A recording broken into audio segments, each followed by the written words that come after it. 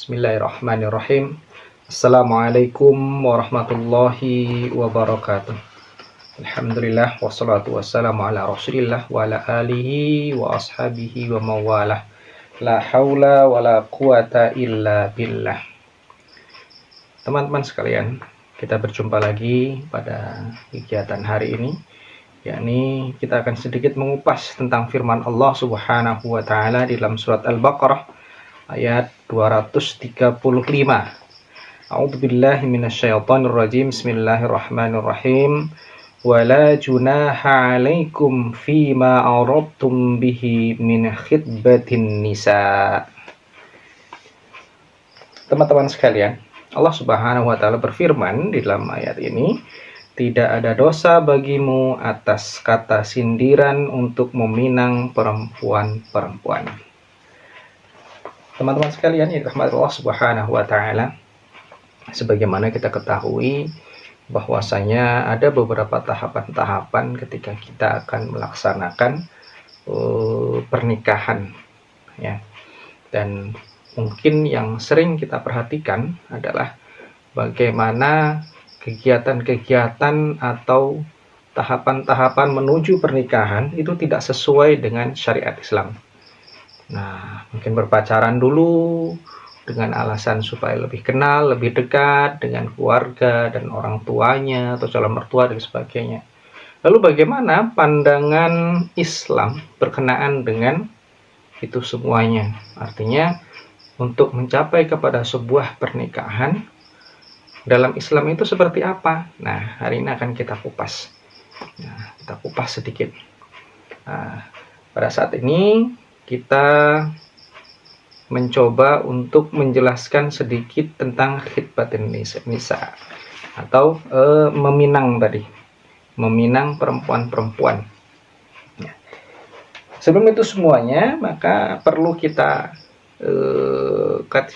garis bawah gitu ya. Yang pertama, pengertian khitbah atau meminang tadi. Apa itu khitbah? Secara bahasa, khitbah itu adalah permintaan. Secara bahasa, khitbah itu adalah permintaan. Namun secara istilah, khitbah itu berbunyi adalah permohonan seorang laki-laki kepada perempuan untuk menikah sesuai syariat Islam. Jadi gentle. Seorang laki-laki datang menemui calon mertuanya dengan baik-baik, dia meminta anak perempuannya. Nah, berkenaan dengan kisah ini, dulu di daerah Sumatera Barat, itu di sekitar tahun 80-an, ada sebuah kisah menceritakan demikian. Ada seorang laki-laki, dia sedang duduk-duduk, kemudian dia bersin. Nah, ketika bersin, dia mengucapkan Alhamdulillah. Dan pada saat itu dengan serta-merta seorang wanita menjawab dengan yarhamukallah. Lalu dibalaslah dengan yahdikumullah. Yahdikumullah yuslih balakum. Nah, seperti itu. Namun yang mengherankan pada saat itu yang dilakukan oleh seorang laki-laki ini adalah, mohon maaf Dek, boleh saya minta alamat kamu begitu. Nah, kenapa dia seperti itu? Dia takjub karena di zaman itu ya bisa jadi banyak yang tidak tahu apa yang harus dilakukan oleh seseorang ketika orang lain itu dia anggap tadi bersin, terus apa yang dijawab itu nggak tahu. Bahkan mungkin sampai sekarang seperti itu. Dia takjub. Jadi ini yang mendorong seorang laki-laki untuk datang menemui keluarga dari seorang perempuan tadi. Tujuannya apa? Tujuannya untuk meminang tadi, untuk meminta ya, permohonan seorang laki-laki kepada perempuan untuk menikah sesuai dengan syariat Islam. Jadi bukan pacaran. Ya. Beda sekali. Bukan pacaran. Makanya dalam Islam itu, dalam syariat yang sebenarnya, pacaran boleh. Kapan pelaksanaan pacaran? Pelaksanaan pacaran itu setelah menikah. Nah, jadi setelah nanti diminta bukan berarti harus bisa ke sana sini, tidak ya. Oke, kita lanjutkan. Yang kedua, dasar hukumnya itu adalah di dalam surat Al-Baqarah tadi.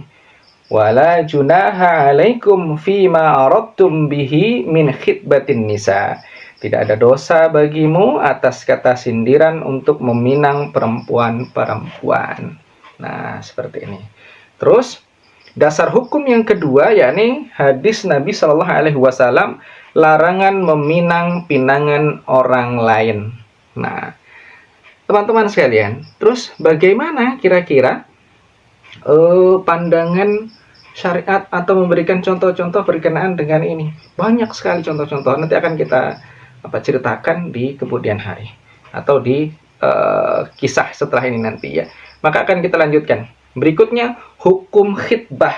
Hukum khitbah itu hukum asalnya adalah sunnah. Terus tujuannya adalah persiapan menuju pernikahan yang sakinah. Kenapa sakinah? Sesuai dengan syariat tadi. Ya, sesuai dengan syariat, dia tidak berpacaran dan sebagainya. Berikutnya syarat-syarat khitbah. Yakni syarat yang pertama, perempuan tidak dalam pinangan orang lain. Ya, khitbah itu sama dengan pinangan. Perempuan itu tidak dalam pinangan orang lain dalam artian apa? Dia tergantung. Contoh, ada pernah datang seorang laki-laki menemui seorang perempuan untuk meminang atau untuk mengkhitbah gitu kan. Dia ta'aruf, perkenalan, langsung minang atau khitbah tadi. Terus dia minta waktu mungkin sekian bulan gitu kan. Nanti sekian bulan berikutnya ia datang untuk lanjut kepada pernikahan. Dengan syarat tertentu. Apa syaratnya? Ia tidak berhubungan, tidak chat-chatan, tidak sayang-sayangan, tidak pacaran islami abi umi, tapi di luar dari pernikahan gitu. Tidak jalan ke sana sini. Nah, seperti itu syaratnya. Nah, yang berikutnya tidak dalam iddah raj'i. Iddah raj'i ini seperti apa? Dia masih terikat dengan pernikahan, hanya saja sedang ditalak oleh suaminya. Mungkin talak 1 atau talak 2. Yang sebenarnya lebih berhak untuk melanjutkan pernikahan itu adalah si suami sahnya. Nah, syarat yang ketiga dilakukan dengan cara terhormat. Terhormat itu seperti apa? Datangi orang tuanya langsung gitu. Datangi orang tuanya langsung, bilang sama orang tuanya. Nah, jadi tidak dengan cara barat yang ia tuh membuat membeli cincin nanti diserahkan di depan umum begitu kan, itu tidak islami. Dan praktek-praktek seperti ini itu banyak dipakai oleh orang Islam gitu. Alangkah yang menyedihkan sekali gitu kan. Kita mengaku muslim kalau kita tidak mengetahui hal ini gitu ya. Terus berikutnya larangan dalam khitbah. Apa larangan dalam khitbah itu? Yakni meminang pinangan orang lain seperti yang kita ceritakan tadi. Ya, meminang pinangan orang lain. Sudah dipinang tak boleh kita datang lagi untuk meminang. Nah, itu dia. Yang kedua, larangan yang kedua dalam khitbah atau dalam pinangan ini yaitu khalwat. Khalwat itu apa? Khalwat itu berdua-duaan dengan orang yang dipinang, antara laki-laki dan perempuan tadi. Mau di tempat yang gelap kayak atau di tempat yang lain. Nah, ini adalah salah satu cara yang dipakai oleh orang-orang bahwasanya ketika sudah dipinang atau dikhitbah, itu seolah-olah mereka itu sudah menganggap bahwasanya dirinya itu sudah merasa terikat seperti pernikahan. Padahal itu tidak. Selama belum ada ijab kabul, selama belum ada saksi yang mengatakan sah, maka pertemuan mereka itu disebut dalam keadaan haram. Dan itu disebut dengan khalwat. Atau sebutnya berikutnya, larangan berikutnya dalam khitbah ini adalah pacaran. Nah, itu dia. Jadi pacaran itu tidak ada dalam Islam. Adanya kapan? Setelah pernikahan. Halal semuanya. Nah, berikutnya larangan berikutnya dalam khitbah adalah berjanji seperti sudah akad. Nah, ini dia yang saya sebutkan tadi. Jadi, akadnya belum, seolah-olah ini akan menjadi satu cara untuk menghalalkan segala sesuatu yang mereka lakukan. Dan kalau ini tidak kita putus rantainya, nanti yang akan rugi itu pihak dari perempuan. Kenapa demikian? Ini akan terjadi nanti hamil sebelum menikah. Jadi sebelum menikah sudah hamil duluan, kecelakaan duluan gitu. Nah kalau hal ini terjadi nanti rentetannya panjang. Kalau anaknya itu perempuan, maka nanti yang menjadi walinya itu dia nggak sah dari ibu bapak biologisnya, tapi ibunya yang menjadi wali atau wali hakim. Nah, jadi ini mohon kita perhatikan bersama gitu kan larangannya. Berikutnya adalah hikmah daripada khitbah. Khitbah yang pertama menjaga kehormatan. Kehormatan siapa? Ya kehormatan laki-laki, ya kehormatan perempuan. Tuh dalam Islam. Ya, maka dipersiapkan ilmu itu. Berikutnya menghindari konflik. Kenapa menghindari konflik? Ingat tadi, tidak boleh meminang atau mengkhitbah di atas pinangan atau khitbahan orang lain. Nah, itu dia. Tidak boleh. Kalau itu terjadi, nanti akan terjadi konflik, perselisihan. Itu begitu indahnya Islam mengatur itu semuanya. Berikutnya menumbuhkan rasa tanggung jawab. Rasa tanggung jawab seperti apa? Kalau kita sudah berjanji di situ untuk meminang dan untuk akan datang, kemudian dilanjutkan dengan pernikahan, ya kita bertanggung jawab di situ. Bukan berarti saya bertanggung jawab atas kamu karena kita sudah lama sudah pinangan jadi dibawa kemana-mana gitu. Enggak, itu salah bahkan, gitu ya.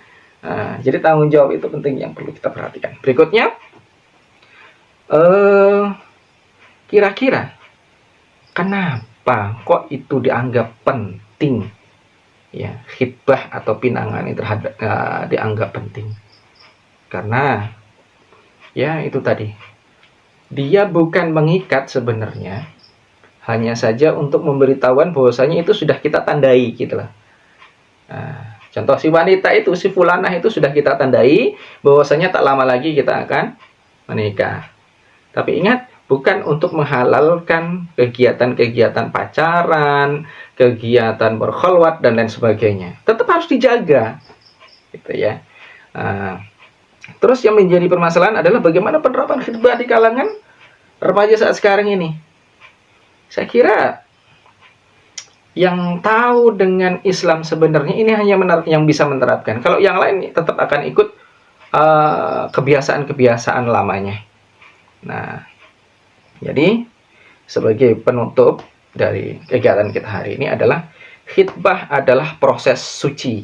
Jangan pernah kita kotori dengan yang namanya khalwat dan sebagainya. Yang kedua, harus sesuai syariat. Harus syarat seperti apa? Tadi sudah kita jelaskan walaupun tidak tidak begitu jelas gitu kan. Artinya secara gambaran garis besarnya kita sudah dapat. Yang kedua, yang ketiga, menuju pernikahan diridhoi Allah. Diridhoi Allah itu seperti apa? Ya, kita berupaya supaya langkah kita itu bukan hanya untuk selamat di dunia, tapi juga selamat untuk di akhirat. Baik, itu saja yang bisa saya sampaikan. Mohon maaf atas segala kekurangan. Kita tutup dengan wabillahi taufik wal hidayah. Wassalamualaikum warahmatullahi wabarakatuh.